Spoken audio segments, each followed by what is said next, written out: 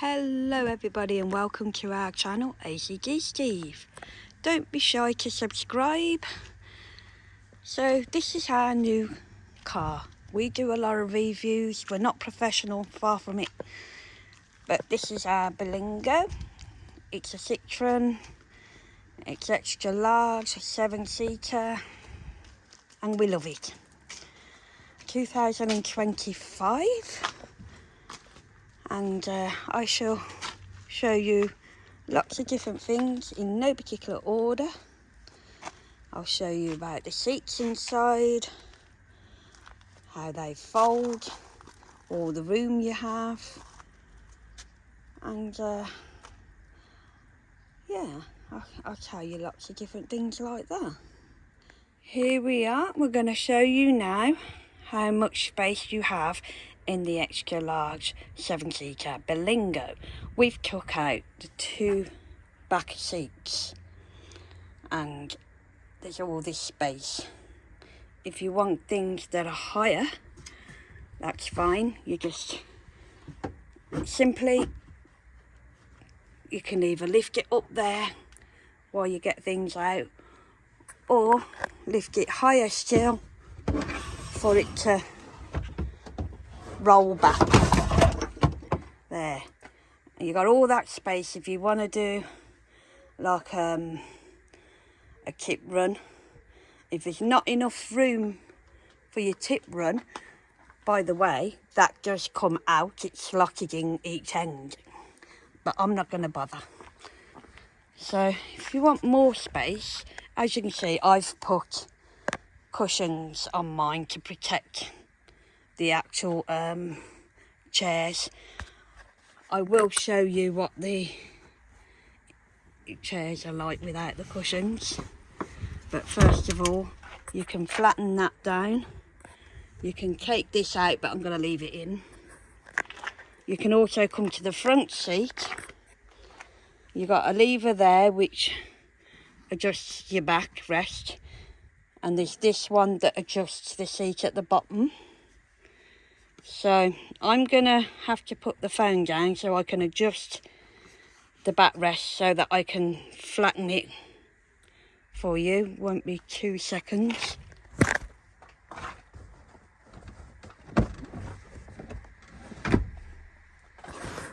And there you are, that's flattened.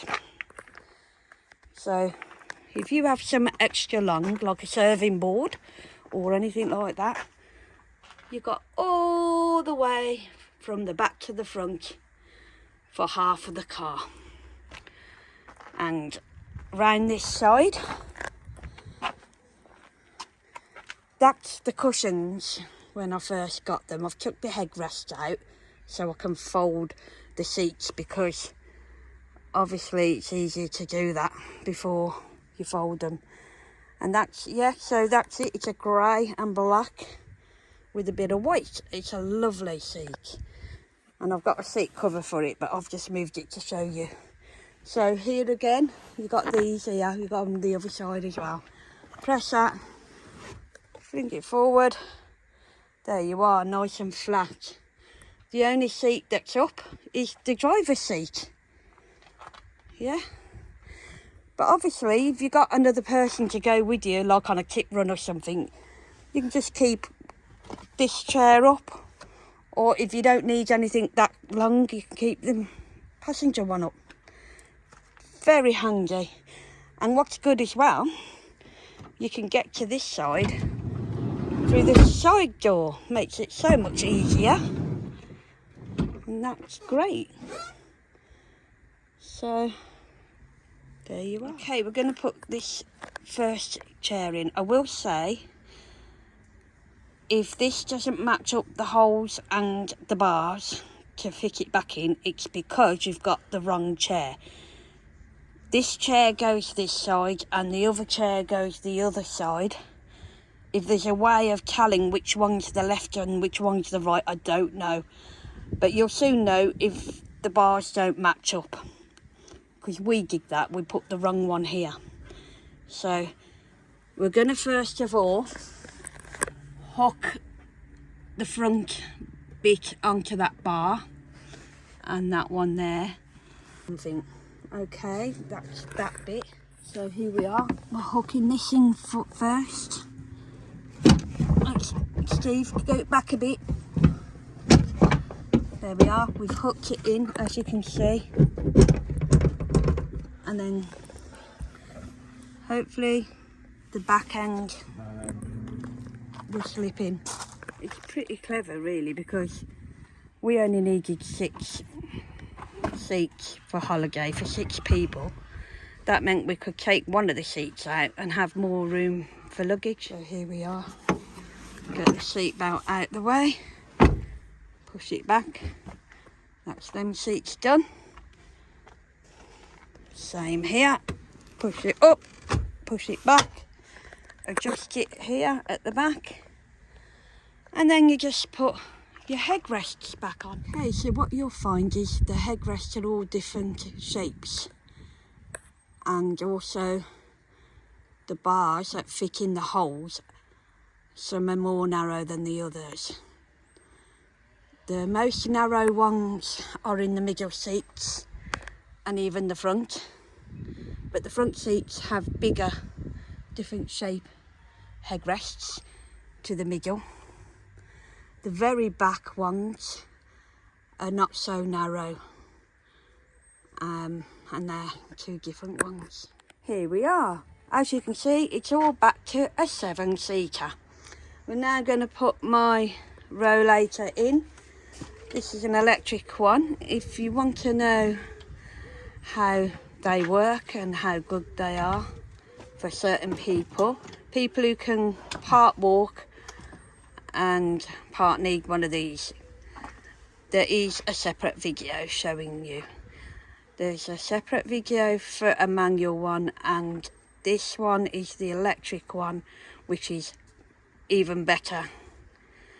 And the reason for us getting an electric one, because we did have the manual, is because my husband's COPD has got severe, so it's making sense just to control it myself. And I got my independency. I've bought one that I can actually put in and out the vehicle if need be, because it's light and I can fit it up ready to use all on my own as well. So that's the reason for getting that one.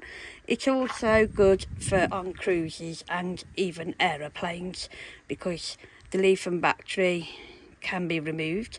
The battery's only about 4 hours, 3 hours. It's not that long. You can only buy these batteries from the people that you've bought the chair from.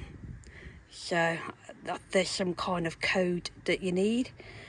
Otherwise you're going to find it hard to get a spare battery, unless you see one going second hand and you use that one. It's going to be hard. So I'm putting this behind the 7th and 6th seat.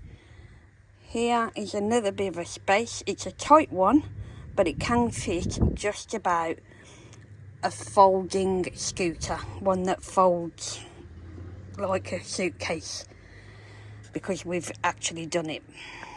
And yeah, so that's what we do. We take that everywhere we go. And if you want to, you can take the seats out when you're not using them, and you can lie this flat and have that slide across if wish. So here we have your Apple CarPlay. You do have an app on your phone, a Citroen one, that this will work through.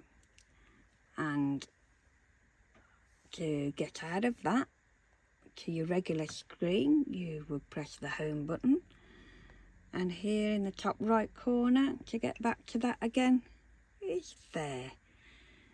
And you can make a phone call through here. So, oh, my steering wheel is, you would press that. So after you've pressed that, what I showed you, and you've said Siri, call, and then you tell them who you want to call, it will call whoever you want it to call hands-free.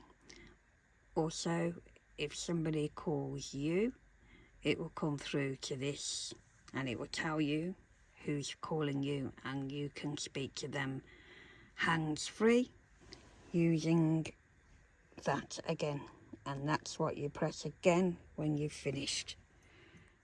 Like any other automatic car, you just put your foot on the brake, turn your key, wait till it says ready, and then you pull that down to there. As you can see, we've got a handbrake and it's like that. It's not like the normal ones that you have where you pull it up. So you don't have to touch the handbrake when you've put it in drive. You just take your foot off the brake and put it onto the accelerator, and automatically it'll come off the handbrake. And if you come to a junction and you want to put the handbrake back on, you just clip it towards you there, press park, and Bob's your uncle. Now here you've got drive mode, and I can press that up or down. What happens when I press it up or down is it'll put into normal, or it might go to eco, or it might go to power. So that's what that one does there. It has sensors for the back while I'm reversing, because I've got it in reverse now, and you'll see in a minute. It'll see, that tells you you're close to something behind, so on goes your brakes. So here I'm going to show you something else. I've got my 3 fingers there, which is a tip for everybody. If you're lost and you don't know what screen you're on, just put all 3 fingers at the same time on the screen and it will always bring you back to this. So I'm with Octopus. If you press energy there, then charging, there's the time. Press on the time, choose what time you want to start charging your vehicle, and then press apply.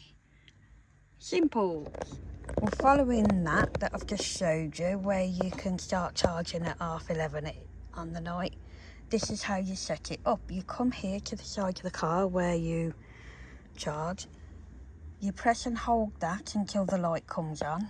I'm not going to do it right now because I'm not charging it right now. And how you will know is when it's blue like that, it means it's set up okay, ready to start at the time that you chose. If it's flashing green, it means it's charging. When it's green but not flashing, it means it's finished charging and it's fully charged. And then you've got that red one, that means error. I'm going to show you, there's the 3 fingers, bring it back to this screen, how to do radio. Let's save something. So you've got the radio there. Well, I've got to go to that. Keep the volume off. Now, so if you want to save something, press station.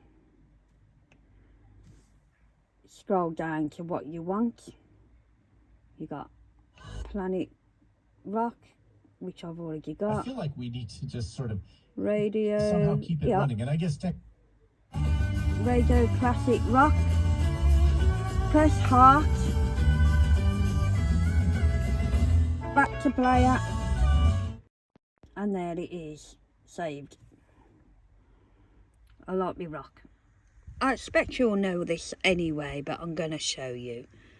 So AC, aircon, that's the fan. You might want it on 3, 4, 5, 6. Yeah, like my little man, little duck. And then here is the temperature. So you got low, cold, then it goes up to 18, then it goes up to 21, 24, and then if you want it on high for heat, it's right the way around to the right. There you are. Here we are for showing you the cruise button. Press limit, Then you use this up and down button. See how the number 22, 23, 24, 25, 26, 27, 28. 28 miles an hour is the most I'm planning on going. So just under the 30, that is. Then to save that, I just press that one. And if I want to cancel it, because that's gone green now, that means it's ready to go. It means when you pull off, it will not go over 28 miles an hour. Unless you press that again, which takes it off. Window wipers are on the right hand side of the steering wheel. As long as you've got auto lined up, they will come on automatic. And the same with the lights on the left hand side. As long as you've got the automatic lined up, it will come on automatic. And then we all have the usual stuff that we know about, where the windows are going up and down. You've got this here. If you want that mirror to be moved, you push that over, and then you use that to move your mirror inside around, and vice versa for the other side, which is handy because I haven't got to keep saying to Steve, can you move the mirror for me? Yep, so I like that, and I'm not used to that because I don't usually have new cars. So this is all tough. Good if you've got kids. I think it's a good thing. A lot of people like, you know, all the nice material stuff, but you know, this car, it's one of those that you can use for a tip run, or if you've got to get a washing machine or something, you can put one of those in the back. If you're going on holiday, you're bound to scratch these. We've already scratched at the back, and they're quite tough. So yeah, and if you've got kids in here, eventually you'll be quite pleased. It is that hard plastic stuff, and yeah, we're trying to look after it the best we can anyway. It's just one of them things. If you're gonna do all different types of things in your car, you know, the tip run, holidays, yeah, it's gonna be wear and tear, isn't it? And this is good for wear and tear. A lot of people don't like them, but I do. I've got storage up here, above here, so you've got the window screen here, and you go up, that's the sun thing, and above that here is shelving all the way across, and you can put little things. We put a few carry bags up there. So here's our charger on the wall. Steve's going to charge it, and he's going to take this out. There you are, Steve. And he's going to unwrap it and take it to the car.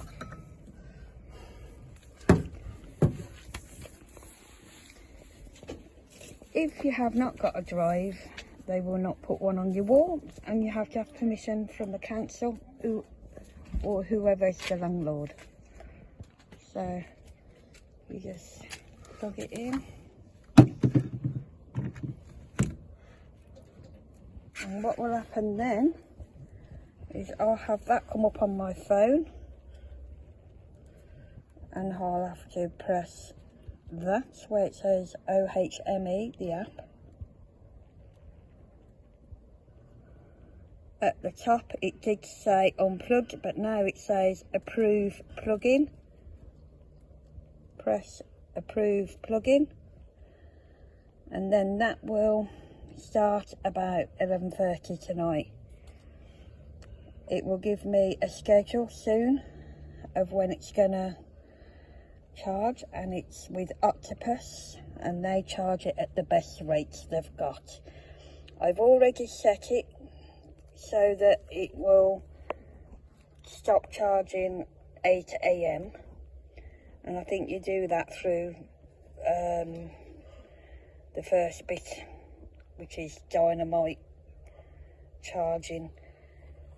So you'll find it through the app somewhere. You can set it up. So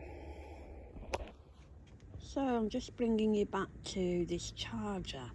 How I got it was the showroom that I ordered the car from. They're the ones who got in contact with them. Then these people will get in contact with you. They'll arrange a phone call with WhatsApp so that you can do a survey. On the survey, you'll show them something like your electric cupboard, your fuse box, the drive, if you've got a drive, so they can see where it would be put. And meanwhile, you would be getting permission from your landlord to have it on the wall, unless you're the owner, of course. And then if there are problems, like there was with me, they thought that mine was rather old, you need to get in contact with the people that you're with. In my case, I was with National Grid, and I had to fill in a form for them, just like I had to fill in a form for the council, because I needed the permission to put it on the wall. Once all that's done, you will then have an app on your phone, and this will be linked to your app. You can choose whether you have it on all the while, or if you just put it so that it's set where you can only use the charger if it's been approved, which is what I've got. That way it stops anybody coming along and helping themselves to electric. So yeah, tonight this will start, like I said, and it will start flashing right up until it's fully charged, and then it will go green, and then Bob's your uncle, 100% charge in the morning. I'd like to mention as well that I personally prefer electric car. I can get 200 miles out of a full charge, well 180, and that's great for me because it's not like I go far every day. It's great for round town, very cheap. It's great to charge up from home rather than queuing up for garages. So I'm much more happier with electric. I didn't think I would be, but I am. There are people out there that have a lot further to drive, like they may have to go to work and it may take them an hour or more in the car to get to work. Then these would probably be good as a second car for them. But for somebody like me who doesn't go very far, I might go on a far away holiday where I need to charge at a rapid station, you know, once or twice a year. But other than that, I can manage without doing that, and I can have my charge done very cheaply at home. Here we are. Underneath this green wire is a black one that came with the brand new car, and it should come with any brand new car and the bag. I bought this one from Amazon. It's a backup. It is a 3-pin, and this end is where it goes into the car, so you can plug it into your house, out through the window into the car. It does take about 13 hours to charge, if not longer. It's slow charging, so if you're away, you might have to use it like 3 times before it gives you 100%. Anyway, still worth it. There are places like Bed and Breakfasts that have car chargers on their wall of their home, and they let you use it. They can monitor how much you use by their phone. Other places have stations, but I definitely recommend get yourself a backup, because you never know when you need it, even if you've got one on the wall. But they're much more handy for people who cannot have a charger on the wall. Maybe they haven't got a drive or anything like that. So this is £149, I think, from Amazon. So yeah, and it is good. I get the 10 amp, I think. because higher than that I didn't think it would be very advisable. It could set fire, I don't know. I just stuck with the 10 amp. And then I bought this. It's magnet all the way around the edge, and you put it over the top of the nozzle, charging nozzle, to protect the nozzle from any snow, rain. This is Velcro. You Velcro that together once it's over the nozzle to close it and protect it from any bad weather. And it's good actually, and that's from Amazon as well. I think you get 2 in a pack actually. Now we're going to leave you with a couple of videos of how we managed when we went to Butlins. There were 6 of us in the car and I was panicking. What are we going to do for 6 people's luggage? And the way we managed it is next. And I'm going to now say goodbye. Thank you for watching. Just quickly, just got back not long ago. Fetched my granddaughter, my granddaughter's boyfriend from Birmingham, because they're all coming on holiday with us. I've got all the luggage in. There's 4 of those. You've got the scooter here. You've got my wheelchair in the middle. Steve's drink, a few bits and bobs in bags. Yeah, if you see the wheelchair from here. See the wheelchair. And then you've got another case. That's the 6th chair. I've only took 1 chair out. And this is plenty of room on the floor if they need to bring anything else. So that's good. It's the 29th now. We go on the 30th, which is tomorrow. And we're going to enjoy it. It's Butlins Mine Egg that we're going to for a week, most of them. Some of the family are booking for the same week.